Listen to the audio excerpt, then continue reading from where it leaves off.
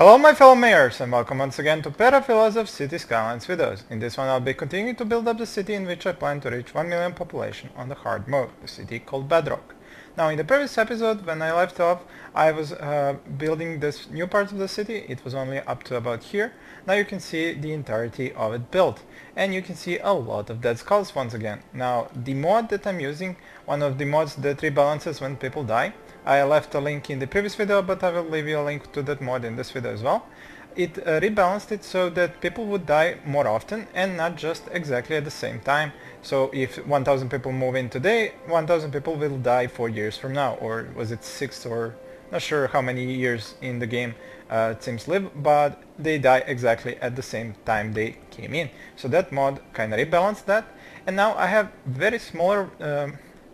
smaller death waves. They are still called, well, you could still call them death waves, but they're kind of unison and not so problematic like before. Before I would have death waves at about 8,000, 7,000, that was just not doable and the city would break down. Now I've got around 2,500 to maximum 4,000 and that kind of works itself out. You can see it by my population. I think I left off in the previous episode at about 360,000 I believe. So now you can see I go up, I go down, I go up, I go down, and so on and so forth. And now at the tallest peak, I think I was at 420,000 population. You can see the influx is also crazy, going up and down. The birth rate is kind of more controlled, but still goes crazy up and down. But the important thing is that the death rate is much more stable, not like before. You can see these huge ups and downs. Now, there is this huge up and down here because I kind of overdid it when I was gaining more population here. I kind of hurried up more than I should have because I've just lost the feeling of the time differential in this game, because the time is kind of the essential part of this game. The problem with the clock is that now that I've gone past 380,000 population, wow, a lot of people died lately. I was at 420, so 40,000 died in the past year. Probably, as I was trying to tell you, the time goes much slower. There is almost no difference between speed 1 and speed 3. Barely any difference. So the game and the engine slows down incredibly once you get to high population. You can see it on the roads. If I were to, for example, to track a truck, let's try and catch one truck. Let's take this one. And watch the speed as it goes at speed 1. Now let's go to speed 3. It's barely any faster. Speed 1, speed 3. You see that little upstart in the speed when I change it over to from 1 to 3, but then again slows down to 1. So I can pretty much run it at speed 1 because that's the only speed I've got for this city. That is why it is taking me so long to develop this more, because the time has seriously slowed down. And now that the time has slowed down, some other factors came into play. For example, the industry has this timetable where it is supposed to import, create goods, export, or send them to the shops. Now the problem with that is that it's kind of too fast. The cycle is too fast for the traffic to catch up. So you've got too much traffic coming in and shops getting deliveries too often for the time. I mean, sure, you probably go past a month or two between a truck entering my city through here and actually getting to a shop or an industrial building here. It's true, but the developers I think will have to rethink on the time schedule of the things in the game to either speed up the traffic by a lot or speed up the simulation itself, or slow down the process of using up goods, using up population, Cims dying. So I think they need to increase the time it takes for Cims to die, to increase the speed of the traffic, or reduce the speed at which resources are spent, goods made, and then sent to shops to be spent. There are also some other interesting factors. For example, my income from the commercial buildings will go wildly from 270,000 to 300,000, and I will go down to minus 10, minus 15,000 in the income to up to 30 plus. So it's really crazy going up and down. Same with the transportation income from the population. I played around a lot with that since I introduced those two new mods. I've also kind of had to delete one of these cargo terminals wherever I had two. So you see now I've got one here, one here. Over here I still have two. I'll explain why. Down here I have now just one. Now what I did was to add some traffic and a road between these two parts so that the traffic that would be exporting or importing from the cargo train terminal on the right could use the left side of the city through this tunnel here, and I did the same on each one of these tunnels. On each one of these parts of the map I added one of these tunnels so that this part of the map can use this train station. The problem was that as soon as I had more than one train station on, like you saw in the previous episode, I would be turning off one of these and one would be working. So when I had two, the trains kinda never had enough space in here. Now that's probably down to my bad engineering that there isn't enough space here to land a fully loaded train. So you see it's pretty long, but here when it comes, just watch, I'll pause the game when the front reaches here. Look what happens. It's still here in the station, but it's trying to get off here and it's blocking this part here. Now if this train was supposed to go here, it would not have been able to because this one was trying to get over here. And that is why I even keep the budget at just 60% for the trains, because they would simply get clogged. I was having that problem here on this bridge, even though I increased its size, and you can see here still 1, 2, 3, 4, 5, 6 trains, even though I have just one train station on each one of these parts. Now you understand the problem. There is just too little space for the trains to move. They get stuck, and therefore I had to reduce the number of train stations. But it was actually okay because they're not very much used. It's interesting that a lot of the cargo will come, actually I'm showing you the wrong overview, I think I wanted to show you this one. A lot of this 20,000 cargo for oil products, forest products, solar products, agricultural products comes from the region through the highways actually, as you can see here.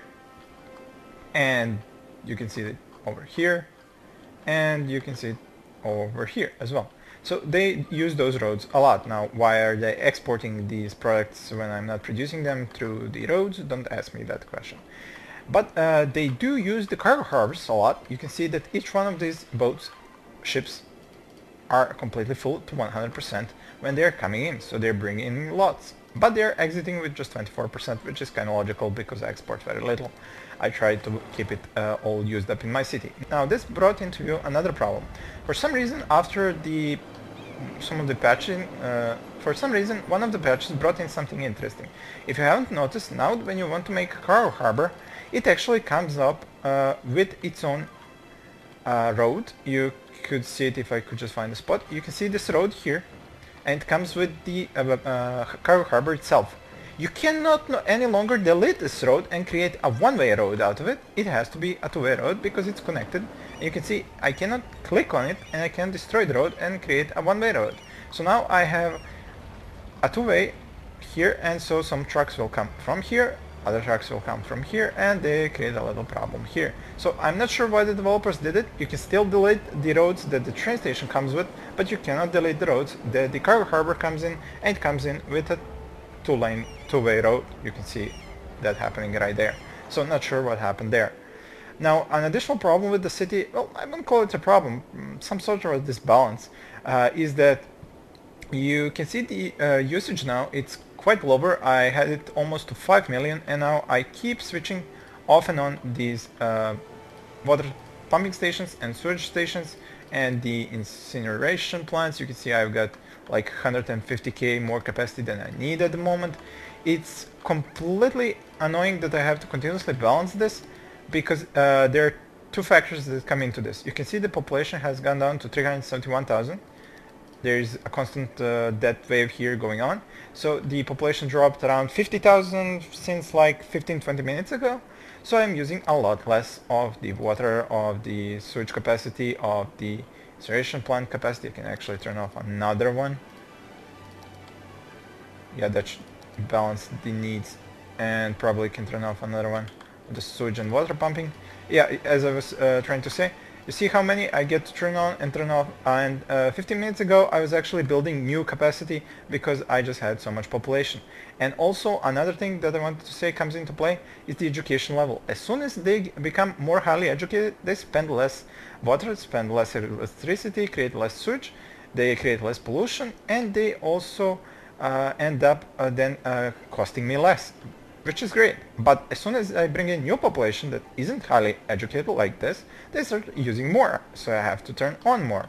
So it's really a balancing act now more than an engineering act. and you can see the problem with the debt wave isn't really going away, it's constant, and that is also affecting my income, as I told you before. But the income is strange because I lose the income. Well, it's not actually that much strange. I lose 50,000 population, so that's 50,000 less shoppers. 50,000 less shoppers going into shops means shops that are earning less, which means now instead of 300,000 income on the shops, I'm having a 266,000 income, which is fine. But the trick is the population isn't coming back at the same time it's dying. I lost, as you can see, around 50,000 population, and yet none has returned. Now the trick is, as I showed you in the statistics before, the population goes up wildly and then goes down wildly, goes up, down and up and down. And that influences and triggers a lot of problems around the city. For example, once a lot of people start moving in, these roads that are now green and there is almost nobody using this one, in about 5 to 10 minutes there could be a million cars coming in and coming out, because the population, the teams themselves, do only come into the city by cars. There's no public transportation system to connect the region, or sort to call it, with the city, so they have to come by cars. Now imagine if now the city has to bring back 50,000 people. Just how many cars is there to spawn from the region? I mean, it would almost be easier to delete these roads and have them just teleport into the city. That's even possible, yeah, if you didn't notice, that happens. If I were to build a street here and build some residential on it, it would actually get moved in because they would just teleport. Actually, I'm not sure does that still work, but we can watch here and see if it happens, because in one of the previous patches it was possible, and it might still be. The building might just get built here and the teams might start moving in, even though they cannot actually get there, but they can teleport from the region into there. Well, let's put it here. I don't have any water here. And you'll actually, how are they gonna move in there when it's connected? That's not what I'm trying to test. My bad. So the building here, and we'll see what happens. It does have water, so 4x4 building, and you'll see what happens if this actually builds up. You saw that it built up rather quickly here, and there is a demand for residential. Now the weird thing is that there is a demand for zoning residential, but a lot of these buildings are not actually filled, so I don't actually need to zone more residential, I just need more people to move in. You see 23 out of 25, 23 out of 25, so the information is a bit not precise, because I don't actually need more zones of residential, I just need more people to move in to the existing buildings. So yeah, you should be careful when looking at this, and first look at your city, then look at the actual UI, because it could be misleading you like it is trying to mislead me at the moment. There is also an additional problem. You see children 4%, teens 8%. What would you think if I told you that 10 minutes ago, in my real time, 10 minutes ago, I had teens at 20%, children at around 8%. Seniors were around, I think, 15%, and adults at around 40%. So you can see how wildly this can change in like 10-15 minutes. I had unemployment at 14% and around 258,000 jobs filled out of 278. These are kind of problems that end up showing up now that I have such a huge city, and it's a constant battle between variables around the commercial, industrial, residential sectors, and it's really interesting to see that actually the game isn't that well thought out, if I may say so. I mean, I've been playing it for, I don't know, 6 months now, something like that, very long time. I mean, I might not have inputted that much time, but I have played it for a long time and kind of tried to figure out every nook and cranny of it. While I'm talking, they haven't built here, so I guess the developers did fix that whole problem where you could teleport Sims into not connected streets, so that's good. I'm glad I was proven wrong on that account. Anyway, as I was saying, there are some problems with the overall idea on how the game works, especially once you build these crazy buildings like the Medical Center, the Hadron Collider, the Indian Project, and the Fusion Power Plant. They kind of screw up the balance entirely, and then you saw in some of the previous videos what I had to do in order to make the city work again. At the moment I don't have enough people working because, and another interesting fact, unemployment 7%, yet I'm missing 40,000 workers. How am I even having unemployment with 40,000 workers missing. I mean, I guess 3% uneducated, no room for them to work yet. Could that be 7%? I don't really think so. So as I was saying, there is kind of this not sure how it works part of the game that is just now hitting me as I've gone so many hours into a single city and tried to make it as massive as it is. I've also made some other changes. I've stopped using some of the policies that I used to use. I've stopped using recreational use of drugs. I think I showed you that in the previous video. I also stopped using parks and recreation because the buildings, as I said, these crazy buildings, these monuments, or was it unique buildings or monuments? Monuments, really influence this stuff a lot. So after building the Eden project, the Hadron Collider, the Medical Center, and the Fusion Power Plant, each with its own crazy influence, the buildings themselves do not require that much to actually upgrade. The only thing that won't upgrade are the offices. They are pretty picky, so they are currently not upgrading because they have this low coverage from my death care, from the crematoriums, and also a little bit of a problem here with the coverage from the fire station. Of course, once I build this part of the city, build the fire station here, it's gonna get good coverage. But at the moment you can see that a big piece of the city up here does not have perfect coverage because I'm expecting the influence of these three to converge, but it's not. So that is why these offices, for example, are still at level 2. But you can see that if I were to give them those services, they would easily go up to level 3. Same with the rest of the city. The industry, for example, very easily goes now up to level 3. There's just nothing I have to do. I just leave the population to get educated. The industry gets these highly educated, well-educated Cims, and they always have over-educated because almost everybody is at highly educated, 80%, so they easily level up. So the leveling up part is now easy due to the monster buildings, the monuments, but the overall balance of the city is kind of broken down when you do that. You see now I'm going back up in the population, and there's another funny part about this. The income will, I showed you I think this before, will go crazy until it kind of figures itself out, because it goes up a lot and then the game just can't calculate it, so it just goes up like 20,000, while in the actual sense you're just getting 2 more thousand per week, but it's showing you plus 20,000. So yeah, it kind of needs some work there as well. Now I know I spent a lot of this video talking about the quirks of the game and the quirks of my city here, and I still have 3,688 people dying every moment, and it's been a while now. So like I said, I kind of rushed with the population because I kind of became unused to the slow speed of the simulation. There's just simply no difference between speed 1 and 3 at the moment. Both take more than 10 seconds for a week. Was it a week? 14:11, 15:11? No, that's a day actually. So it takes more than 10 seconds for a day to run in the city now at speed 1, and it takes about the same time at speed 3. So speed 3 and 2 are pretty much non-existent anymore. I play at speed 1. So I actually have to take a very long time to input new Cims in here and have them move in, because if I move in too many of them at the same time, I get this continuous death wave. So like I said, I have to go slow and steady. So my next expansion is gonna be right here. I'm going to purchase this plot now, and actually I will have to buy this one as well. The road is going to get continued off of here. There's gonna be intersection here.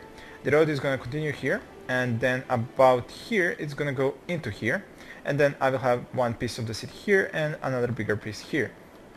As for what I'm going to do with all these mountains, I'm going to see if I can get extra population and then employ them.